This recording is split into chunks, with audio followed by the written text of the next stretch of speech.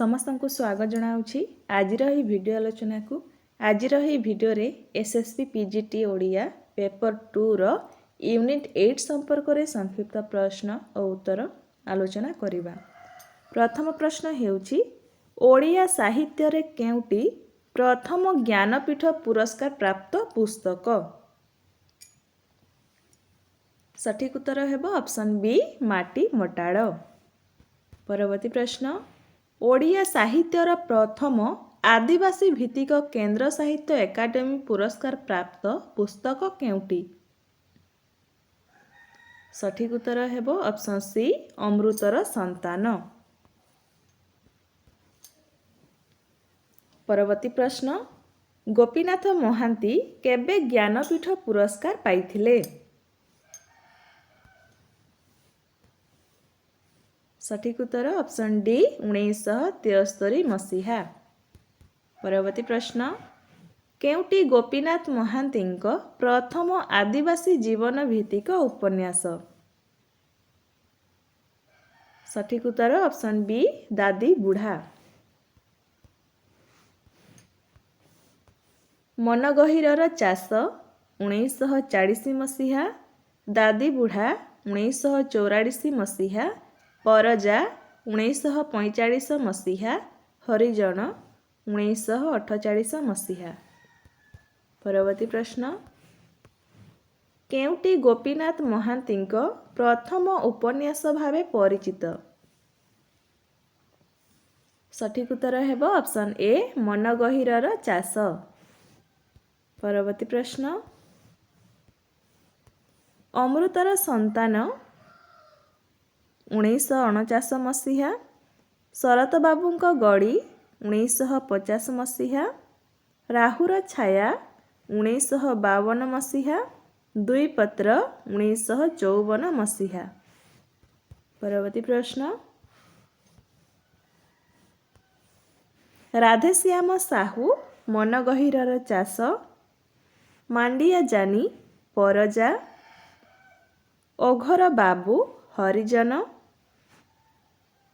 दिहुड़ी अमृतर संतान।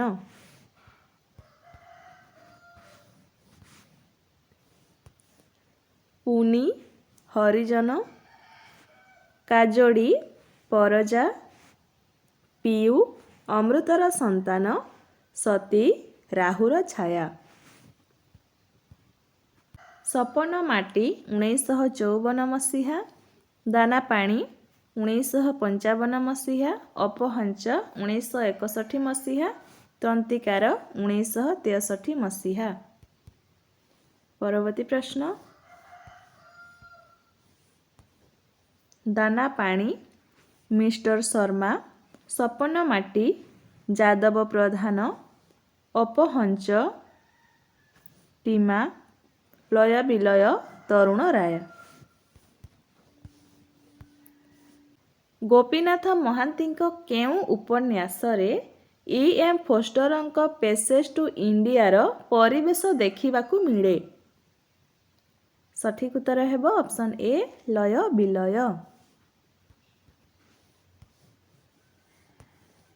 सरोजिनी दाना पाणी, छवि माटी मटाड़, रजनी अपहंच, सुप्रभा दास सपन माटी।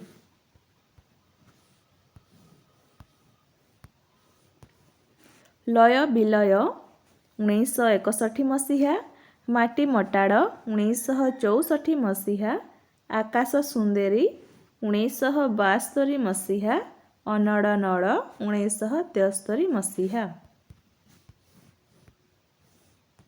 केउटी एक आदिवासी जीवन भित्तिक उपन्यास। सठिक उत्तर हेबो ऑप्शन ए शिव भाई।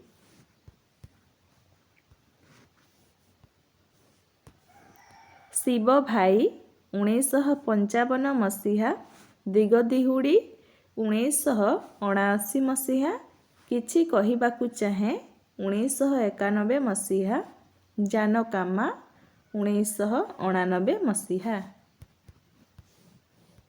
माटी मटाड़ उपन्यास पुस्तकटी केते पृष्ठा विशिष्ट कड़ेबर। ସଠିକ୍ ଉତ୍ତର ଅପସନ୍ ଏ 970। ପରବର୍ତ୍ତୀ ପ୍ରଶ୍ନ, ମାଟିମଟାଳ ଉପନ୍ୟାସ ପ୍ରଥମେ କେଉଁ ଅନୁଷ୍ଠାନ ପ୍ରକାଶିତ କରିଥିଲା?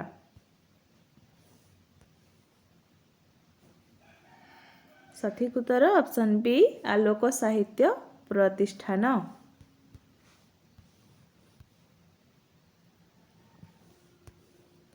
ପାହାନ୍ତା 1971 ମସିହା, ବୁନ୍ଦାଏ ପାଣି 1988 ମସିହା, ମନର ନିଆଁ 1979 ମସିହା, ଅନାମ 1993 ମସିହା। ପରବର୍ତ୍ତୀ ପ୍ରଶ୍ନ, ବଘେଇ କ୍ଷୁଦ୍ର ଉପନ୍ୟାସଟି ପ୍ରଥମେ ନବରବି ପତ୍ରିକାରେ କେବେ ପ୍ରକାଶିତ ହୋଇଥିଲା? ସଠିକ୍ ଉତ୍ତର ଅପସନ୍ ଡି 1976 ମସିହା। 11ଟି କ୍ଷୁଦ୍ର ଗଳ୍ପ ସହ ବଘେଇ ଶୀର୍ଷକ ଉପନ୍ୟାସ ନାଁରେ ସଂକଳିତ ପୁସ୍ତକଟି କେବେ ଆତ୍ମପ୍ରକାଶ ଲାଭ କରିଥିଲା? ସଠିକ୍ ଉତ୍ତର ଅପସନ୍ ସି 1995 ମସିହା।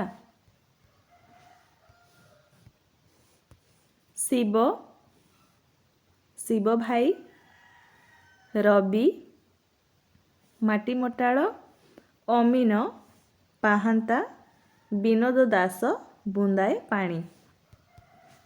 ଦାଦିବୁଢ଼ା ଉପନ୍ୟାସରେ କେତୋଟି ପରିଚ୍ଛେଦ ଅଛି? ସଠିକ୍ ଉତ୍ତର ଅପସନ୍ ବି 18। କେଉଁଟି ଏକ ଚେତନା ପ୍ରବାହ ଧର୍ମୀ ଉପନ୍ୟାସ? ସଠିକ୍ ଉତ୍ତର ଅପସନ୍ ଡି ଲୟ ବିଲୟ। ରାହୁର ଛାୟା ଉପନ୍ୟାସଟି କେତୋଟି ପରିଚ୍ଛେଦ ବିଶିଷ୍ଟ? ସଠିକ୍ ଉତ୍ତର ଅପସନ୍ ଏ 36। ଗୋପୀନାଥ ମହାନ୍ତିଙ୍କ କେଉଁ ଉପନ୍ୟାସଟି ଚେତନା ପ୍ରବାହ ଓ ମନସ୍ତତ୍ତ୍ୱ ସମ୍ବଳିତ ଶୈଳକଳ୍ପର ଏକ ନିଖୁଣ ଚିତ୍ର? ସଠିକ୍ ଉତ୍ତର ଅପସନ୍ ସି ରାହୁର ଛାୟା। ଦାନାପାଣି ଉପନ୍ୟାସ କେତୋଟି ପରିଚ୍ଛେଦରେ ବିଭକ୍ତ? ସଠିକ୍ ଉତ୍ତର ଅପସନ୍ ବି 56।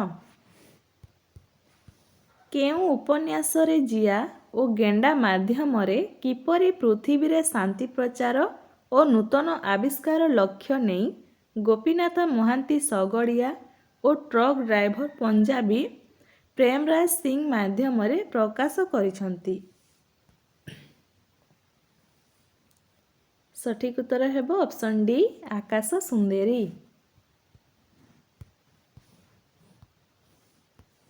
ଜଗଦୀଶ, ଅନଡ଼ ନଡ଼, ରମା, ଦିଗ ଦିହୁଡ଼ି, ସମୀର, ରାହୁର ଛାୟା, ଟୁନି, ମନର ନିଆଁ। ଛାଇଆଲୁଅ ଗଳ୍ପ ସଂକଳନର ରଚୟିତା କିଏ? ସଠିକ୍ ଉତ୍ତର ଅପସନ୍ ବି ଗୋପୀନାଥ ମହାନ୍ତି। କେତେ ମସିହାରେ ଛାଇଆଲୁଅ ଗଳ୍ପ ସଂକଳନଟି ପ୍ରକାଶିତ?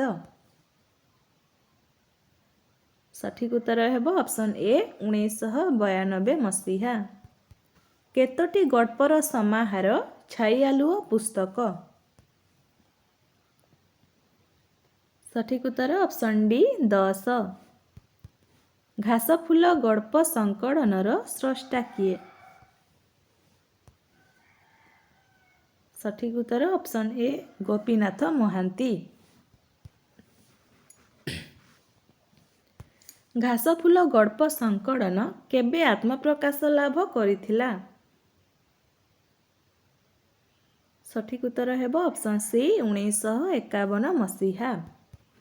କେତୋଟି ଗଳ୍ପର ସମଷ୍ଟି ଘାସଫୁଲ ସଂକଳନ? ସଠିକ୍ ଉତ୍ତର ଅପସନ୍ ଡି 15।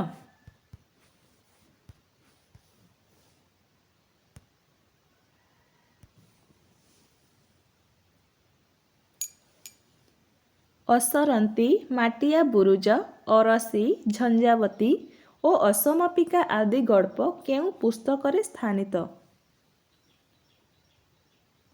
ସଠିକ୍ ଉତ୍ତର ଅପସନ୍ ବି ଘାସଫୁଲ। କେଉଁ ଗଳ୍ପ ସଂକଳନର ସ୍ରଷ୍ଟା ଗୋପୀନାଥ ମହାନ୍ତି? ସଠିକ୍ ଉତ୍ତର ଅପସନ୍ ସି ଗୁପ୍ତ ଗଙ୍ଗା। ଗୁପ୍ତ ଗଙ୍ଗା ଗଳ୍ପ ପୁସ୍ତକ କେବେ ଆତ୍ମପ୍ରକାଶ ଲାଭ କରିଥିଲା? ସଠିକ୍ ଉତ୍ତର ଅପସନ୍ ଡି 1976 ମସିହା। ଗୁପ୍ତ ଗଙ୍ଗା ଗଳ୍ପ ପୁସ୍ତକ କେବେ ଆତ୍ମପ୍ରକାଶ ଲାଭ କରିଥିଲା? ସଠିକ୍ ଉତ୍ତର ଅପସନ୍ ଡି 1967 ମସିହା। ଗୁପ୍ତ ଗଙ୍ଗା ଗଳ୍ପ ସଂକଳନରେ କେତୋଟି ଗଳ୍ପ ଅବସ୍ଥିତ? ସଠିକ୍ ଉତ୍ତର ଅପସନ୍ ଏ 16। ବାଜେ କଥା, ପ୍ରତିଦାନ, ନୀଳିମାର କବର ଓ ସୁନା ମିରିଗ ଆଦି ଗଳ୍ପ କେଉଁ ପୁସ୍ତକରେ ସଂକଳିତ? ସଠିକ୍ ଉତ୍ତର ଅପସନ୍ ବି ଗୁପ୍ତ ଗଙ୍ଗା। ସରସଜ୍ଜା ଗଳ୍ପ ସଂକଳନ ଗୋପୀନାଥ ମହାନ୍ତିଙ୍କ କେବେ ପ୍ରକାଶିତ? ସଠିକ୍ ଉତ୍ତର ଅପସନ୍ ସି 1992 ମସିହା। ଶିକାର, ଭାନୁମତୀ, କୋକିଡ଼ା ଓ କାଗଜ ଡଙ୍ଗା ଆଦି ଗଳ୍ପ କେଉଁ ସଂକଳନରେ ଅବସ୍ଥିତ? ସଠିକ୍ ଉତ୍ତର ହେବ ଅପସନ୍ ଡି ସରସଜ୍ଜା। ଗୋପୀନାଥ ମହାନ୍ତିଙ୍କ ଉଡ଼ନ୍ତା ଖଇ ଗଳ୍ପ ସଂକଳନ କେବେ ପ୍ରକାଶିତ? ସଠିକ୍ ଉତ୍ତର ହେବ ଅପସନ୍ ଏ 1971 ମସିହା। କେତୋଟି ଗଳ୍ପର ସମାହାର ଉଡ଼ନ୍ତା ଖଇ ପୁସ୍ତକ? ସଠିକ୍ ଉତ୍ତର ଅପସନ୍ ଡି 17। କାଠଚମ୍ପା, ପାଳଭୂତ, ଜୟକୀଚକ ଓ ପଲୁହ କଟା ଆଦି ଗଳ୍ପ କେଉଁ ସଂକଳନରେ ସ୍ଥାନିତ? ସଠିକ୍ ଉତ୍ତର ଅପସନ୍ ଏ ଉଡ଼ନ୍ତା ଖଇ। ସାତ ପାଞ୍ଚ ଗଳ୍ପ ପୁସ୍ତକର ସ୍ରଷ୍ଟା କିଏ?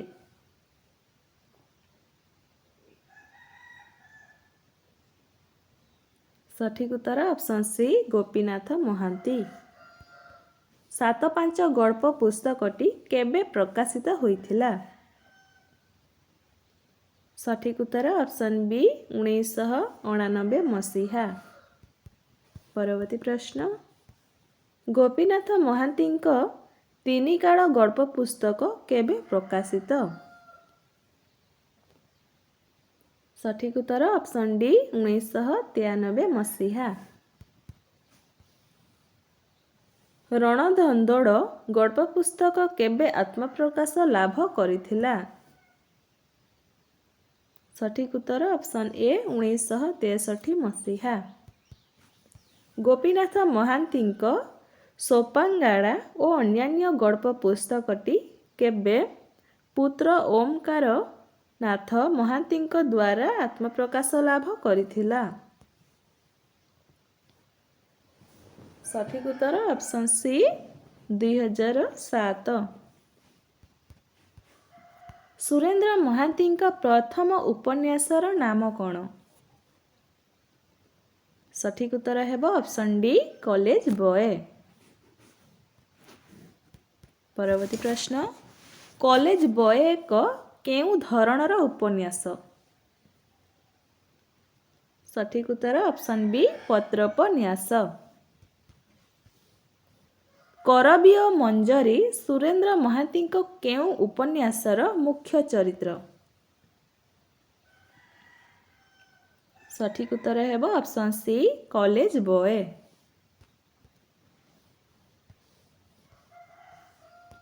ବଧୂ ଓ ପ୍ରିୟା 1948 ମସିହା। ସହସ୍ର ଶଯ୍ୟାର ନାୟିକା 1952 ମସିହା। ଅନ୍ଧ ଦିଗନ୍ତ 1964 ମସିହା। ନୀଳଶୈଳ 1968 ମସିହା। ପଙ୍କଜ, ଲୀଳା ଓ ଶ୍ରୀକାନ୍ତ ମଧ୍ୟରେ ତ୍ରିକୋଣୀୟ ପ୍ରେମ କାହାଣୀକୁ ନେଇ ସୁରେନ୍ଦ୍ର ମହାନ୍ତିଙ୍କ କେଉଁ ଉପନ୍ୟାସଟି ଗଢ଼ି ଉଠିଛି? ସଠିକ୍ ଉତ୍ତର ହେବ ଅପସନ୍ ସି ବଧୂ ଓ ପ୍ରିୟା। ପରବର୍ତ୍ତୀ ପ୍ରଶ୍ନ,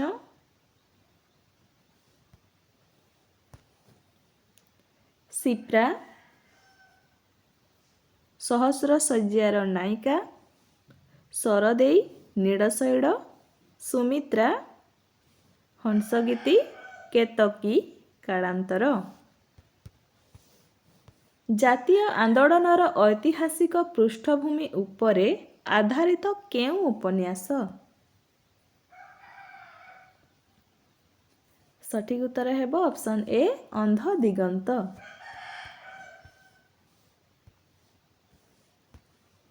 ଅନ୍ଧ ଦିଗନ୍ତ ନିଧି ଦାସ, ନୀଳଶୈଳ, ରାମଚନ୍ଦ୍ର ଦେବ, ଶତାବ୍ଦୀର ସୂର୍ଯ୍ୟ, ମଧୁସୂଦନ ଦାସ, କାଳାନ୍ତର, ନୀଳାମ୍ବର।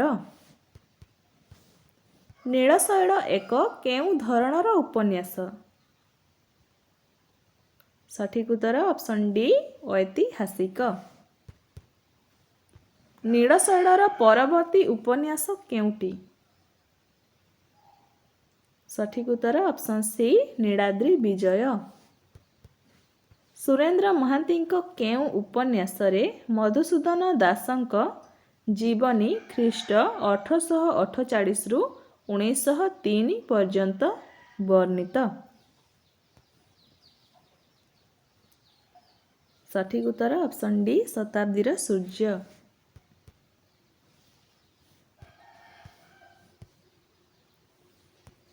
ଶତାବ୍ଦୀର ସୂର୍ଯ୍ୟ 1970 ମସିହା, କାଳାନ୍ତର 1972 ମସିହା, ହଂସଗୀତି 1975 ମସିହା, ଅଚଳାୟତନ 1981 ମସିହା। ଶତାବ୍ଦୀର ସୂର୍ଯ୍ୟ ଏକ କେଉଁ ଧରଣର ଉପନ୍ୟାସ ଅଟେ? ସଠିକ୍ ଉତ୍ତର ଅପସନ୍ ଏ ଚରିତୋପନ୍ୟାସ। ଶତାବ୍ଦୀର ସୂର୍ଯ୍ୟର ପରବର୍ତ୍ତୀ ଉପନ୍ୟାସ କେଉଁଟି? ସଠିକ୍ ଉତ୍ତର ଅପସନ୍ ସି ଆଜୀବକର ଅଟ୍ଟହାସ।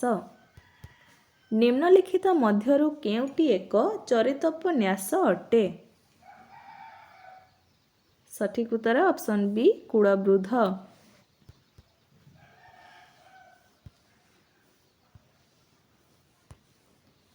କୁଳବୃଦ୍ଧ 1978 ମସିହା, ନୀଳାଦ୍ରି ବିଜୟ 1980 ମସିହା, ନେତି ନେତି 1982 ମସିହା, କୃଷ୍ଣାବେଣୀରେ ସନ୍ଧ୍ୟା 1985 ମସିହା।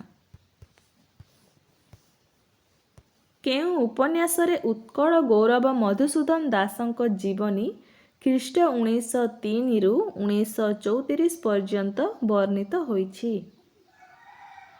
ସଠିକ୍ ଉତ୍ତର ହେବ ଅପସନ୍ ସି କୁଳବୃଦ୍ଧ। ସୁରେନ୍ଦ୍ର ମହାନ୍ତିଙ୍କ କେଉଁ ଉପନ୍ୟାସ ସାରଳା ପୁରସ୍କାର ଲାଭ କରିଥିଲା? ସଠିକ୍ ଉତ୍ତର ହେବ ଅପସନ୍ ବି କୁଳବୃଦ୍ଧ। ନୀଳଶୈଳ ଉପନ୍ୟାସ କେଉଁ ପୁରସ୍କାର ପ୍ରାପ୍ତ ଲାଭ କରିଥିଲା? ସଠିକ୍ ଉତ୍ତର ଅପସନ୍ ସି କେନ୍ଦ୍ର ସାହିତ୍ୟ ଏକାଡେମୀ ପୁରସ୍କାର। ସୁରେନ୍ଦ୍ର ମହାନ୍ତିଙ୍କ ସବୁଜ ପତ୍ର ଓ ଧୂସର ଗୋଲାପ ଗଳ୍ପ ପୁସ୍ତକ ପାଇଁ କେଉଁ ପୁରସ୍କାର ପାଇଥିଲେ? ସଠିକ୍ ଉତ୍ତର ଅପସନ୍ ଏ ଓଡ଼ିଶା ସାହିତ୍ୟ ଏକାଡେମୀ ପୁରସ୍କାର। ହୃଷିକେଶ ଫଟାମାଟି, କୃଷ୍ଣଦେବ ରାୟ କୃଷ୍ଣାବେଣୀରେ ସନ୍ଧ୍ୟା, ମାନବେନ୍ଦ୍ର ବା ମାନ୍ନା ନେତି ନେତି, ରୁଦ୍ରମାଧବ ଅଚଳାୟତନ।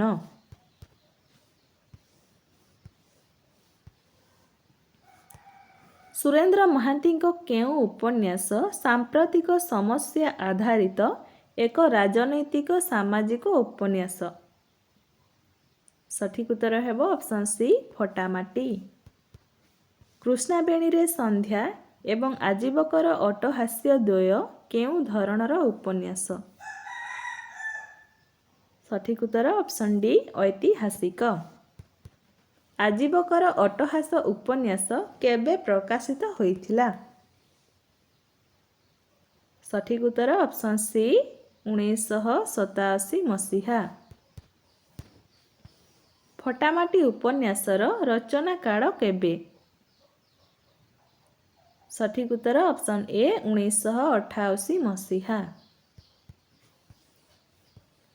ଗଜପତି ପ୍ରତାପରୁଦ୍ର ଦେବଙ୍କର ଜୀବନର ଅତିଶ୍ରାନ୍ତ ମଧ୍ୟାହ୍ନର ଆସନ୍ନ ଗୋଧୂଳି ପର୍ଯ୍ୟନ୍ତ ସମୟକାଳ ମଧ୍ୟରେ ଉତ୍କଳର ରାଜନୈତିକ ଜୀବନର ପୃଷ୍ଠଭୂମିରେ ସୁରେନ୍ଦ୍ର ମହାନ୍ତିଙ୍କ କେଉଁ ଉପନ୍ୟାସ ରଚିତ? ସଠିକ୍ ଉତ୍ତର ଅପସନ୍ ସି କୃଷ୍ଣାବେଣୀରେ ସନ୍ଧ୍ୟା। ରାଜନନ୍ଦିନୀ ଜଗନ୍ମୋହିନୀ କେଉଁ ଉପନ୍ୟାସର ନାୟିକା? ସଠିକ୍ ଉତ୍ତର ଅପସନ୍ ଡି କୃଷ୍ଣାବେଣୀରେ ସନ୍ଧ୍ୟା। ନୀଳଶୈଳ ଓ ନୀଳାଦ୍ରି ବିଜୟ ଉପନ୍ୟାସ ଦ୍ୱୟରେ ମହାନାୟକ କିଏ? ସଠିକ୍ ଉତ୍ତର ଅପସନ୍ ସି ଶ୍ରୀ ଜଗନ୍ନାଥ। ସୁରେନ୍ଦ୍ର ମହାନ୍ତିଙ୍କ କେଉଁ ଉପନ୍ୟାସଟି ବୌଦ୍ଧ ଧର୍ମର ଅବକ୍ଷୟ ସମୟର ଇତିହାସକୁ ନେଇ ରଚିତ? ସଠିକ୍ ଉତ୍ତର ଅପସନ୍ ଏ ଆଜୀବକର ଅଟ୍ଟହାସ। କେଉଁଟି ସୁରେନ୍ଦ୍ର ମହାନ୍ତିଙ୍କ ପ୍ରଥମ ଗଳ୍ପ ଭାବରେ ପରିଚିତ? ସଠିକ୍ ଉତ୍ତର ଅପସନ୍ ବି ବନ୍ଦୀ। ବନ୍ଦୀ ଗଳ୍ପଟି ଉତ୍କଳ ସାହିତ୍ୟ ପତ୍ରିକାରେ କେବେ ପ୍ରକାଶିତ ହୋଇଥିଲା? ସଠିକ୍ ଉତ୍ତର ଅପସନ୍ ସି 1938ରୁ 1939। ଦାସୀ ଆଉ ଚମ୍ପୀ କେଉଁ ଗଳ୍ପର ନାୟକ ଓ ନାୟିକା ଅଟନ୍ତି? ସଠିକ୍ ଉତ୍ତର ଅପସନ୍ ଡି ବନ୍ଦୀ। ସୁରେନ୍ଦ୍ର ମହାନ୍ତିଙ୍କ ଦ୍ୱିତୀୟ ଗଳ୍ପ ମଣିଷ ଓ ଅର୍ଥନୀତି କେଉଁ ପତ୍ରିକାରେ ପ୍ରକାଶିତ ହୋଇଥିଲା? ସଠିକ୍ ଉତ୍ତର ଅପସନ୍ ଏ ଆରତି। ପରବର୍ତ୍ତୀ ପ୍ରଶ୍ନ, ମଣିଷ ଓ ଅର୍ଥନୀତି ଗଳ୍ପଟି କେବେ ଆତ୍ମପ୍ରକାଶ ଲାଭ କରିଥିଲା? ସଠିକ୍ ଉତ୍ତର ଅପସନ୍ ବି 1940 ମସିହା। ସୁରେନ୍ଦ୍ର ମହାନ୍ତିଙ୍କ ପ୍ରଥମ ଗଳ୍ପ ସଂକଳନ କେଉଁଟି? ସଠିକ୍ ଉତ୍ତର ଅପସନ୍ ସି ମହାନଗରୀର ରାତ୍ରି। ମହାନଗରୀର ରାତ୍ରି ଗଳ୍ପ ପୁସ୍ତକରେ କେତୋଟି ଗଳ୍ପ ସ୍ଥାନିତ? ସଠିକ୍ ଉତ୍ତର ଅପସନ୍ ବି 11। ଧ୍ୱଂସାବଶେଷ, ପ୍ରଥମ ଆଷାଢ଼, ବଳିଦାନ ଓ ଅପରାଜିତା ଆଦି ଗଳ୍ପ କେଉଁ ସଂକଳନରେ ସ୍ଥାନିତ? ସଠିକ୍ ଉତ୍ତର ଅପସନ୍ ଡି ମହାନଗରୀର ରାତ୍ରି। କେଉଁ ଗଳ୍ପରେ କଲିକତା ନଗରୀର ଏକ ରାତ୍ରି ଓ ଏକ ରୂପଜୀବନୀ ଚନ୍ଦ୍ରାର ଛଳନା ବାସ୍ତବତାର କାହାଣୀ ବିବୃତ? ସଠିକ୍ ଉତ୍ତର ଅପସନ୍ ସି ମହାନଗରୀର ରାତ୍ରି। ମହାନଗରୀର ରାତ୍ରି 1950 ମସିହା, କୃଷ୍ଣଚୂଡ଼ା 1951 ମସିହା, ରୁଟି ଓ ଚନ୍ଦ୍ର 1954 ମସିହା, ଶେଷ କବିତା 1955 ମସିହା। କୃଷ୍ଣଚୂଡ଼ା ଗଳ୍ପ ସଂକଳନ କେତୋଟି ଗଳ୍ପର ସମାହାର? ସଠିକ୍ ଉତ୍ତର ଅପସନ୍ ସି 9ଟି। କାଳିମାଟି, ପତାକା ଉତ୍ତୋଳନ, ସାରିପୁତ ଦୁଇ ବନ୍ଧୁ ଓ ଭାଗାବଣ୍ଡ ଆଦି ଗଳ୍ପଗୁଡ଼ିକ କେଉଁ ପୁସ୍ତକରେ ସଂକଳିତ? ସଠିକ୍ ଉତ୍ତର ଅପସନ୍ ଡି କୃଷ୍ଣଚୂଡ଼ା। ପତାକା ଉତ୍ତୋଳନ ଗଳ୍ପଟି କେଉଁ ଦିନର ଘଟଣାକୁ ନେଇ ବର୍ଣ୍ଣିତ? ସଠିକ୍ ଉତ୍ତର ଅପସନ୍ ବି 14 ଅଗଷ୍ଟ 1947 ମସିହା। ରାୟବାହାଦୁର ସୋମନାଥ ମହାପାତ୍ର କେଉଁ ଗଳ୍ପର ମୁଖ୍ୟ ଚରିତ୍ର? ସଠିକ୍ ଉତ୍ତର ଅପସନ୍ ସି ପତାକା ଉତ୍ତୋଳନ। ସୁରେନ୍ଦ୍ର ମହାନ୍ତିଙ୍କ କେଉଁ ଗଳ୍ପର ଚରିତ୍ରମାନେ ତିନି ପିଢ଼ିର ବା ତିନୋଟି ସମୟର ପ୍ରତିନିଧିତ୍ୱ କରିଛନ୍ତି? ସଠିକ୍ ଉତ୍ତର ଅପସନ୍ ଏ ପତାକା ଉତ୍ତୋଳନ। ସଂଗ୍ରାମ ପତ୍ରିକାର ସମ୍ପାଦକ ସଦାନନ୍ଦ କେଉଁ ଗଳ୍ପର ନାୟକ? ସଠିକ୍ ଉତ୍ତର ଅପସନ୍ ଏ କୃଷ୍ଣଚୂଡ଼ା। କେତୋଟି ଗଳ୍ପର ସମାହାର ରୁଟି ଓ ଚନ୍ଦ୍ର ସଂକଳନ? ସଠିକ୍ ଉତ୍ତର ଅପସନ୍ ଏ 10। ଭଗ୍ନଦୂତ, ସ୍ୱପ୍ନରେ ମନ୍ଦୋଦରୀ, ବାଲି ଓ ସାଙ୍ଗରିଲା ଆଦି ଗଳ୍ପ କେଉଁ ପୁସ୍ତକରେ ସ୍ଥାନିତ? ସଠିକ୍ ଉତ୍ତର ଅପସନ୍ ଏ ରୁଟି ଓ ଚନ୍ଦ୍ର। କେଉଁ ଗଳ୍ପରେ ନାୟକ ଓ ନାୟିକା ବିନୋଦ ଏବଂ ଲଳିତା ଅଟନ୍ତି? ସଠିକ୍ ଉତ୍ତର ଅପସନ୍ ଡି ରୁଟି ଓ ଚନ୍ଦ୍ର। ଶେଷ କବିତା ଗଳ୍ପ ସଂକଳନରେ କେତୋଟି ଗଳ୍ପ ରହିଛି? ସଠିକ୍ ଉତ୍ତର ଅପସନ୍ ଏ 8।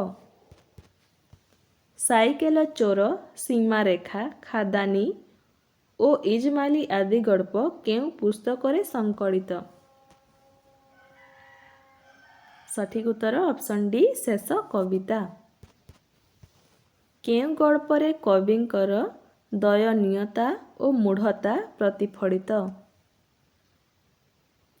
ସଠିକ୍ ଉତ୍ତର ଅପସନ୍ ଏ ଶେଷ କବିତା।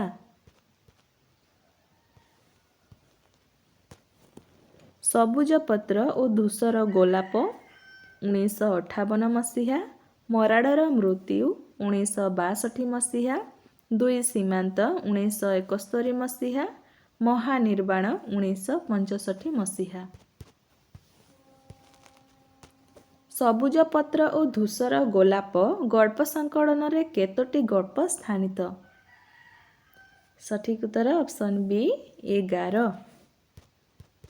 ପରବର୍ତ୍ତୀ ପ୍ରଶ୍ନ, ଷାଢ଼ ଭଞ୍ଜିକା, ସାତ ଭଉଣୀ, ବାସିମଳା ଓ ମଧୁମତାର ରାତ୍ରି ଆଦି ଗଳ୍ପ କେଉଁ ପୁସ୍ତକରେ ସଂକଳିତ?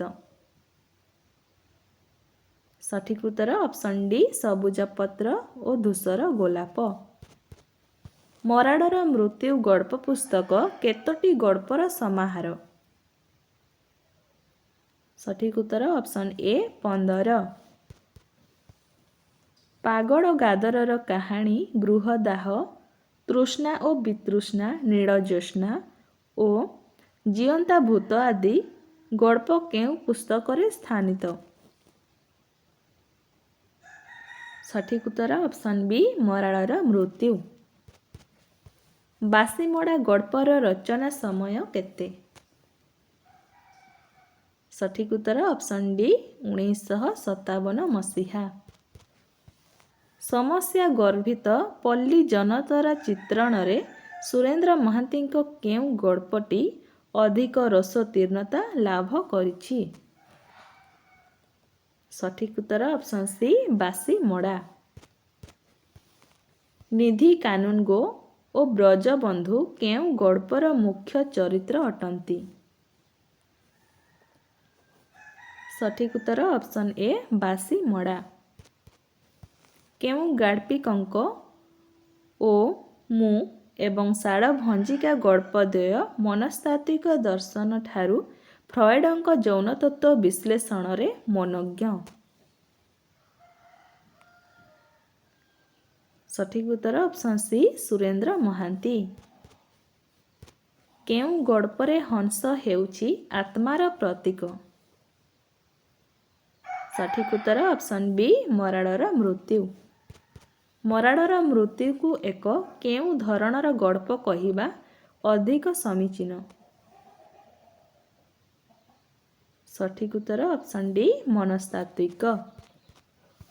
ଗାଳ୍ପିକ ସୁରେନ୍ଦ୍ର ମହାନ୍ତି କେଉଁ ଗଳ୍ପରେ ପ୍ରୌଢ଼ା ମିସ୍ ଡ୍ରାଇଭରଙ୍କ ସେହି ଶିଥିଳ ତନୁଲତା ଭିତରେ ଉପଲବ୍ଧି କରିଥିଲେ କାଳହୀନ ସୌନ୍ଦର୍ଯ୍ୟ ଓ ଶେଷହୀନ ତାରୁଣ୍ୟକୁ?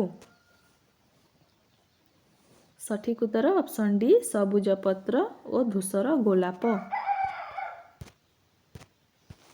ଦୁଇ ସୀମାନ୍ତ ଗଳ୍ପ ସଂକଳନରେ କେତୋଟି ଗଳ୍ପ ସ୍ଥାନିତ? ସଠିକ୍ ଉତ୍ତର ଅପସନ୍ ଏ 13। ଶୂନ୍ୟ ପଞ୍ଜୁରୀ, ମୃତ୍ତିକାର ଆତ୍ମା, ଜହ୍ନିଲତା ଓ ବିସର୍ଜନ ଆଦି ଗଳ୍ପ କେଉଁ ପୁସ୍ତକରେ ସଂକଳିତ? ସଠିକ୍ ଉତ୍ତର ଅପସନ୍ ବି ଦୁଇ ସୀମାନ୍ତ।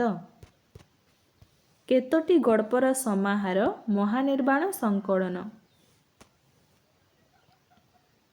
ସଠିକ୍ ଉତ୍ତର ଅପସନ୍ ସି 12। ଶିଶୁ ମନସ୍ତବକୁ କେନ୍ଦ୍ର କରି ଗଢ଼ି ଉଠିଥିବା ଜୀବନ ପ୍ରଭାତ, ଲବଣର ସ୍ୱାଦ ଓ ନିର୍ମୂଳି ଲତାର ଫୁଲ ଗଳ୍ପତ୍ରୟ କେଉଁ ପୁସ୍ତକରେ ସ୍ଥାନିତ? ସଠିକ୍ ଉତ୍ତର ଅପସନ୍ ଡି ମହାନିର୍ବାଣ। ମହାନିର୍ବାଣ ଗଳ୍ପର ପ୍ରକାଶନ କାଳ କେବେ? ସଠିକ୍ ଉତ୍ତର ଅପସନ୍ ବି 1964 ମସିହା। ବୌଦ୍ଧଯୁଗୀୟ ପୃଷ୍ଠଭୂମି ଅମ୍ବଲିତ କେଉଁ ଗଳ୍ପରେ ସବୁ କାଳର ରୂପ ସୌନ୍ଦର୍ଯ୍ୟ ଓ ପ୍ରକୃତିଗତ ଦ୍ୱନ୍ଦ୍ୱ ରୂପାୟିତ ହୋଇଛି? ସଠିକ୍ ଉତ୍ତର ହେବ ଅପସନ୍ ଏ ମହାନିର୍ବାଣ। ଓ କାଲକାଟା 1973 ମସିହା, କବି ଓ ନର୍ତ୍ତକୀ 1975 ମସିହା, ମାନସର କୋଣାର୍କ 1981 ମସିହା, ଯଦୁବଂଶ ଓ ଅନ୍ୟାନ୍ୟ ଗଳ୍ପ 1983 ମସିହା। ଓ କାଲକାଟା କେତୋଟି ଗଳ୍ପର ସମାହାର? ସଠିକ୍ ଉତ୍ତର ଅପସନ୍ ବି 13। କେଉଁ ଗଳ୍ପରେ ନାୟକ ଶୁଭେନ୍ଦୁ ଓ ତରୁଣୀ ନାୟିକା ଯମୁନାର ଯୌନ କ୍ଷୁଧାର ପ୍ରସଙ୍ଗ ବର୍ଣ୍ଣିତ? ସଠିକ୍ ଉତ୍ତର ହେବ ଅପସନ୍ ଏ ଓ କାଲକାଟା। କବି ଓ ନର୍ତ୍ତକୀ ପୁସ୍ତକରେ କେତୋଟି ଗଳ୍ପ ସ୍ଥାନିତ? ସଠିକ୍ ଉତ୍ତର ଅପସନ୍ ସି 14। କବି, ସାରିପୁତ, ନର୍ତ୍ତକୀ, ଅମ୍ବାପଲ୍ଲୀ ଓ ଶ୍ରୀକୃଷଣଙ୍କ ଶେଷହସ ଆଦି ଗଳ୍ପଗୁଡ଼ିକ କେଉଁ ସଂକଳନରେ ସଂକଳିତ? ସଠିକ୍ ଉତ୍ତର ଅପସନ୍ ଡି କବି ଓ ନର୍ତ୍ତକୀ। କେଉଁ ଗଳ୍ପରେ ଦୀନକୃଷ୍ଣ ଦାସ ହେଉଛନ୍ତି ରସିକ କଳାବତୀ ମାହାରୀର ପ୍ରେମିକ? ସଠିକ୍ ଉତ୍ତର ଅପସନ୍ ଏ କବି। କେଉଁ ଗଳ୍ପରେ ନାୟକ ଶିଳ୍ପୀ ନଟବର ଓ ନାୟିକା ଦେବଦାସୀ ପୂର୍ଣ୍ଣିମାର ପ୍ରେମପୂର୍ଣ୍ଣ ଆକର୍ଷଣ ବର୍ଣ୍ଣିତ? ସଠିକ୍ ଉତ୍ତର ଅପସନ୍ ବି ନର୍ତ୍ତକୀ। ସୁରେନ୍ଦ୍ର ମହାନ୍ତିଙ୍କ ରାଜଧାନୀ ଓ ଅନ୍ୟାନ୍ୟ ଗଳ୍ପ କେବେ ପ୍ରକାଶିତ ହୋଇଥିଲା? ସଠିକ୍ ଉତ୍ତର ଅପସନ୍ ସି 1986 ମସିହା। ସେଇ ଲୋକଟା ପ୍ରତିନାୟକ, ଗୋଟିଏ ଆତ୍ମହତ୍ୟାର କାହାଣୀ, ପ୍ରତୀକ୍ଷା, ପ୍ରତିଧ୍ୱନି ଆଦି ଗଳ୍ପ କେଉଁ ପୁସ୍ତକରେ ସ୍ଥାନିତ? ସଠିକ୍ ଉତ୍ତର ଅପସନ୍ ଏ ମାନସର କୋଣାର୍କ। ମାନସର କୋଣାର୍କ ପୁସ୍ତକ କେତୋଟି ଗଳ୍ପର ସମାହାର? ସଠିକ୍ ଉତ୍ତର ଅପସନ୍ ଏ 11। ଯଦୁବଂଶ ଓ ଅନ୍ୟାନ୍ୟ ଗଳ୍ପ ପୁସ୍ତକରେ କେତୋଟି ଗଳ୍ପ ରହିଛି? ସଠିକ୍ ଉତ୍ତର ଅପସନ୍ ସି 11। ଅଦିନର ଅତିଥି, ପ୍ରେତିନୀର ନାଚ, ସୁନାର ଆମ୍ବ ଓ ଶରଦ୍ରଶ୍ମି ଆଦି ଗଳ୍ପ କେଉଁ ପୁସ୍ତକରେ ସଂକଳିତ? ସଠିକ୍ ଉତ୍ତର ଅପସନ୍ ଡି ଯଦୁବଂଶ ଓ ଅନ୍ୟାନ୍ୟ ଗଳ୍ପ। ଯଦୁବଂଶ ଗଳ୍ପଟି ମହାଭାରତର କେଉଁ ପର୍ବରୁ ଗୃହୀତ? ସଠିକ୍ ଉତ୍ତର ଅପସନ୍ ସି ମୁଷଳୀ ପର୍ବ। ଶ୍ରୀକୃଷ୍ଣଙ୍କ ଦ୍ୱାରା ଯାଦବ ବଂଶର ଭୟଙ୍କର ସଂହାର ଲୀଳା ହିଁ କେଉଁ ଗଳ୍ପର ମୁଖ୍ୟ ଆକର୍ଷଣ?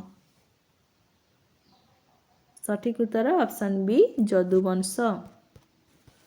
ଉଜ୍ଜଳ ମଣ୍ଡଳ, ଇମେଜ୍, ଅହଲ୍ୟା, ଶାନ୍ତନୁ ଓ ଗଙ୍ଗା ଓ ସୂର୍ଯ୍ୟାସ୍ତର ସାହାନାଇ ଆଦି ଗଳ୍ପ କେଉଁ ସଂକଳନରେ ସ୍ଥାନିତ?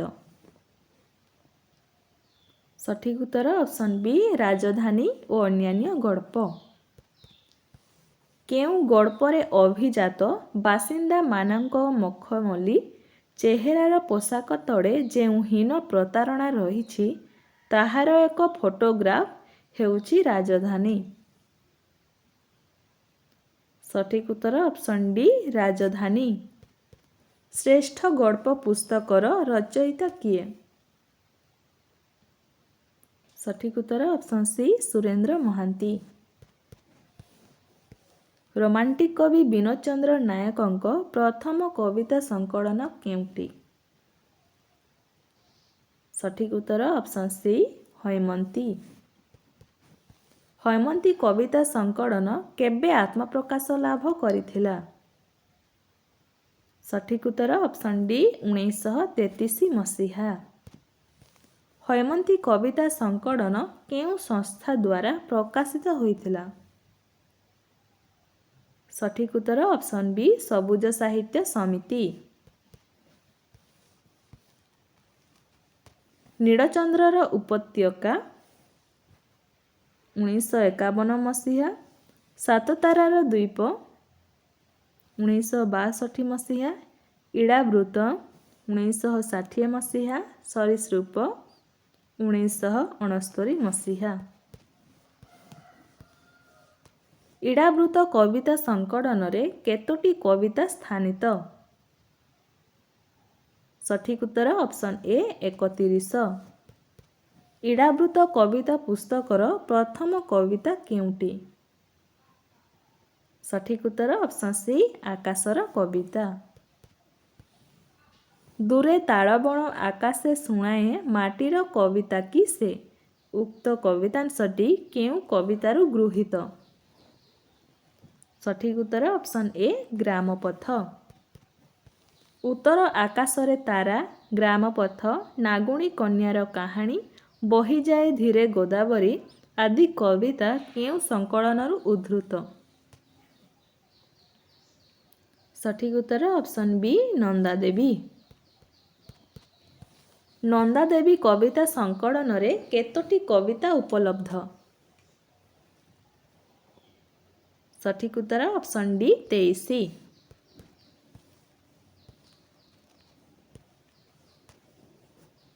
ନନ୍ଦାଦେବୀ 1962 ମସିହା।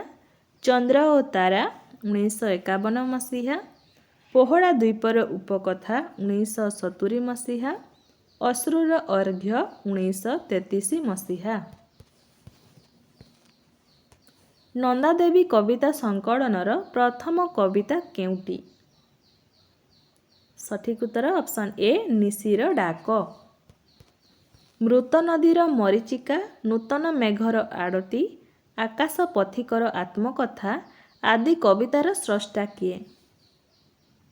ସଠିକ୍ ଉତ୍ତର ଅପସନ୍ ବି ବିନୋଦଚନ୍ଦ୍ର ନାୟକ। ଦୂରେ ଦକ୍ଷିଣ ସାଗର ଅନନ୍ତ ଜିଜ୍ଞାସା, ନିମ୍ନେ ସୈନ୍ଧବ ଗାଙ୍ଗେୟ ଅବବାହିକାର, ତିମିର ପିପାସା ଉତ୍ତର ସୀମାନ୍ତ ତଳେ, ହିମ ଊର୍ଜ୍ୱସ୍ୱଳ ତୁମେ ଏକା ଚିର ନିରୁତ୍ତର। ଉକ୍ତ କବିତାଂଶଟି କେଉଁ କବିତାର ଅଂଶବିଶେଷ? ସଠିକ୍ ଉତ୍ତର ଅପସନ୍ ସି ନନ୍ଦାଦେବୀ। ଏକ ଚକ୍ର, ନୀଳ ନିର୍ଜନ, ଇନ୍ଦ୍ରମେଘ, ସିଓନ, ପଦଧ୍ୱନି ଓ ଚନ୍ଦ୍ରାଲୋକରେ ସନ୍ଧ୍ୟା ଆଦି କବିତା କେଉଁ ପୁସ୍ତକରେ ସ୍ଥାନିତ? ସଠିକ୍ ଉତ୍ତର ଅପସନ୍ ଡି ଇଡ଼ାବୃତ।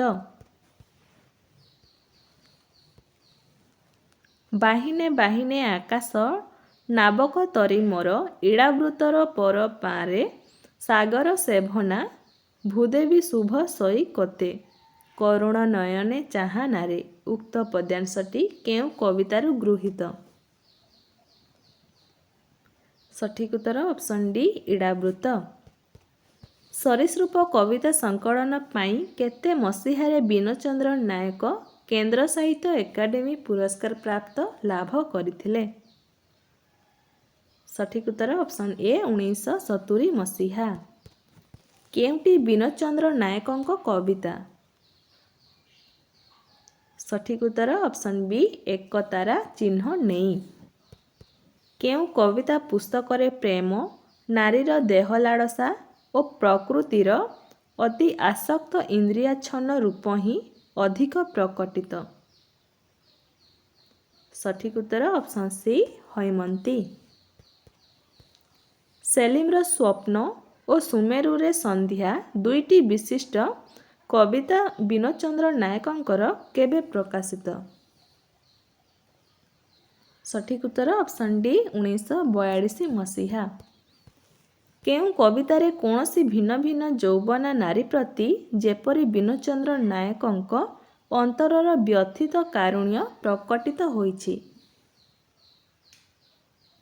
ସଠିକ୍ ଉତ୍ତର ଅପସନ୍ ଏ ଏକ ରାତ୍ରିର ସଖୀ। ସୁଆସାରୀ କବିତାଟି କେଉଁ ପୁସ୍ତକରେ ସନ୍ନିବେଶିତ? ସଠିକ୍ ଉତ୍ତର ଅପସନ୍ ବି ନୀଳଚନ୍ଦ୍ରର ଉପତ୍ୟକା। ସନ୍ଧ୍ୟାର ଆକାଶ ଗୁଜୁରାଣୀ ରମଣୀର ପାଲଟା ଶାଢ଼ୀ ପରି ସଫେଦ ଛାୟାପଥ ଅତି ପରିଚ୍ଛନ୍ନ ଦିଗତଳେ ବାଇଗଣୀ ସ୍ୟାହି ପରି ସ୍ୱଳ୍ପ ମେଘଛାୟା କଫି ଓ ବାଦାମ ବନ ପରିବ୍ୟାପ୍ତ ଗୋଦାବରୀ ତଟ ଯାଏ। ଏହି କବିତାଂଶଟି କବି ବିନୋଦ ନାୟକଙ୍କ କେଉଁ କବିତାରୁ ଉଦ୍ଧୃତ? ସଠିକ୍ ଉତ୍ତର ଅପସନ୍ ସି ସରୀସୃପ।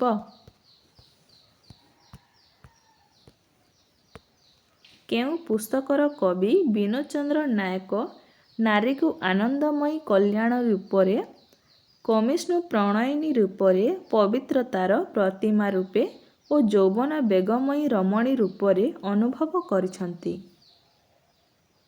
ସଠିକ୍ ଉତ୍ତର ଅପସନ୍ ଡି ସରୀସୃପ। ବିନୋଦ ଚନ୍ଦ୍ର ନାୟକଙ୍କ ରଚିତ ପ୍ରଥମ କବିତା କେଉଁଟି? ସଠିକ୍ ଉତ୍ତର ଅପସନ୍ ଏ ଅଶ୍ରୁର ଅର୍ଘ୍ୟ। ଅଶ୍ରୁର ଅର୍ଘ୍ୟ କବିତାଟି ପ୍ରଥମେ କେଉଁ ପତ୍ରିକାରେ ପ୍ରକାଶିତ ହୋଇଥିଲା? ସଠିକ୍ ଉତ୍ତର ଅପସନ୍ ସି ସହକାର। କବି ଗୁରୁପ୍ରସାଦ ମହାନ୍ତିଙ୍କ ଜନ୍ମ କେଉଁଠାରେ? ସଠିକ୍ ଉତ୍ତର ଅପସନ୍ ବି ନାଗବଡ଼ି।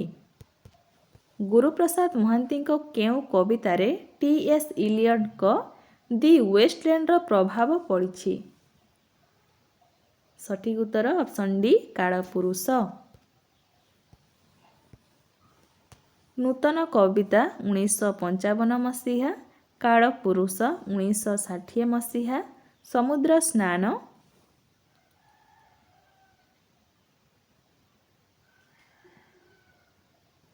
1970 ମସିହା, ଆଶ୍ଚର୍ଯ୍ୟ ଅଭିସାର 1988 ମସିହା। ଅଳକା ସାନ୍ୟାଲ କବିତାଟି କେଉଁ ପୁସ୍ତକରେ ସ୍ଥାନିତ?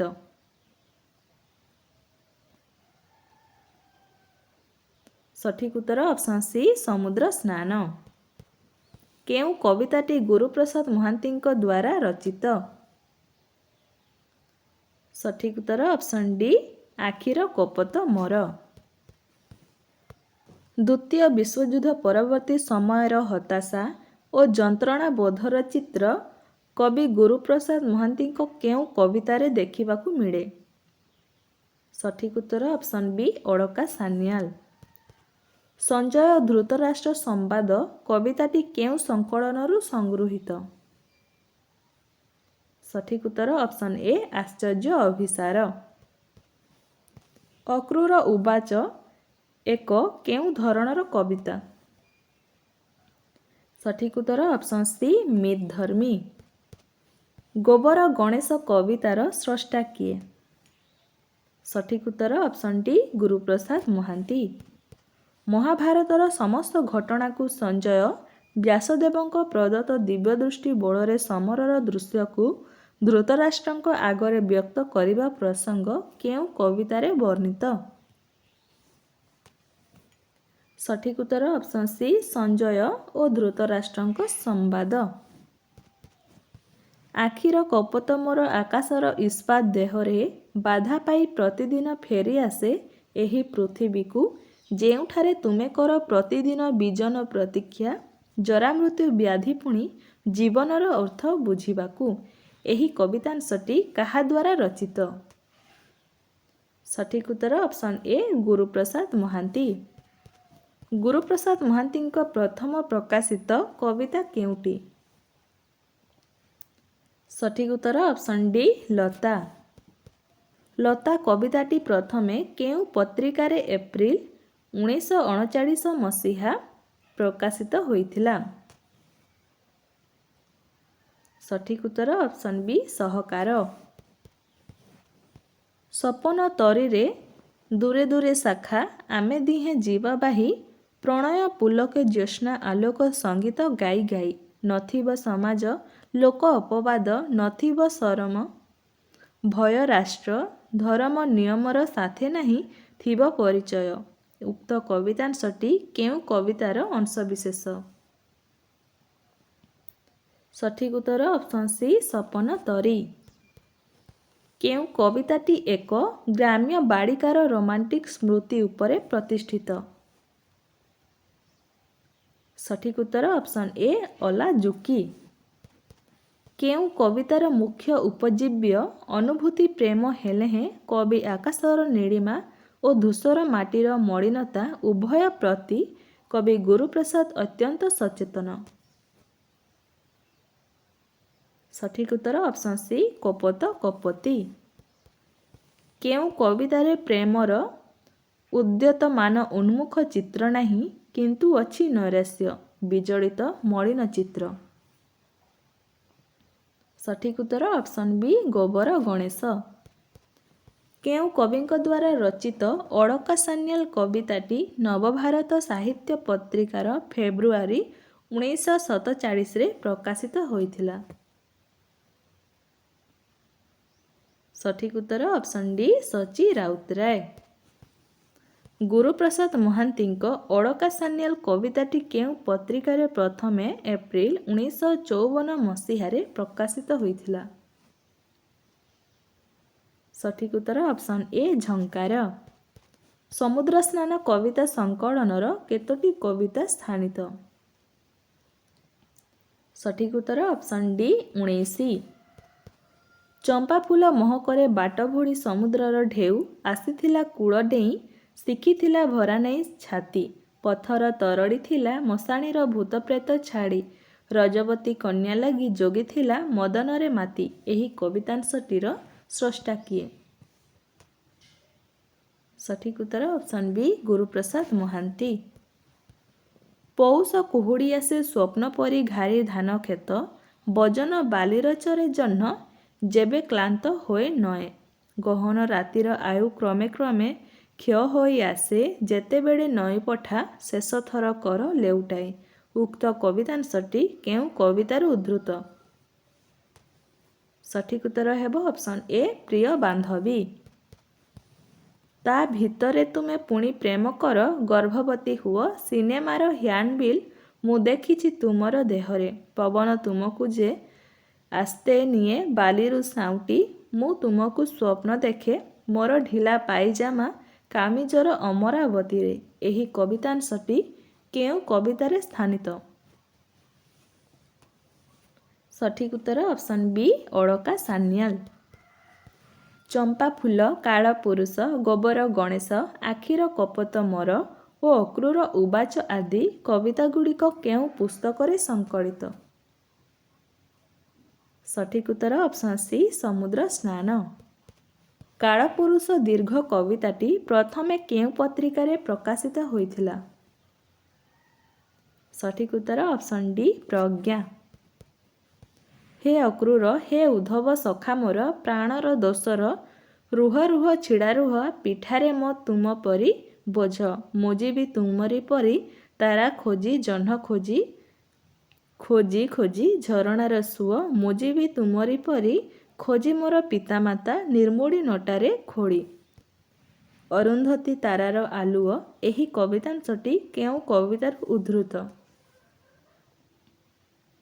ସଠିକ୍ ଉତ୍ତର ଅପସନ୍ ବି କାଳପୁରୁଷ। ପାତାଳ ପୁରୀର ହାଲଚାଲ ଓ ଦୂର ସୀମାନ୍ତ ପାରେ ଭ୍ରମଣ କାହାଣୀ ଦୁଇର ସ୍ରଷ୍ଟା କିଏ? ସଠିକ୍ ଉତ୍ତର ଅପସନ୍ ଡି ଗୁରୁପ୍ରସାଦ ମହାନ୍ତି। ଏହା ଥିଲା ଆଜିର ଶେଷ ପ୍ରଶ୍ନ। ଭିଡ଼ିଓଟି ଭଲ ଲାଗିଥିଲେ ଭିଡ଼ିଓଟିକୁ ଲାଇକ୍ କରନ୍ତୁ, ଚ୍ୟାନେଲକୁ ନୂଆ ଆସିଥିଲେ ସବସ୍କ୍ରାଇବ୍ କରନ୍ତୁ ଏବଂ ସାଙ୍ଗସାଥିମାନଙ୍କ ସହ ମଧ୍ୟ ସେୟାର କରନ୍ତୁ। ଧନ୍ୟବାଦ।